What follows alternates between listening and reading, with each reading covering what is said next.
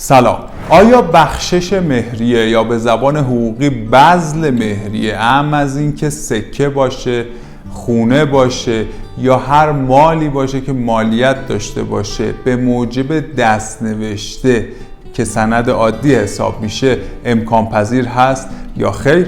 ادامه این ویدیو رو حتما ببینید. در پاسخ باید خدمتتون عرض بکنم که مهریه به دلیل این که سند رسمی حساب میشود حتما باید بذل و بخششش به موجب سند رسمی باشه. یعنی دفاع در دعوای مطالبه مهریه باید به موجب سند پرداخت باشه.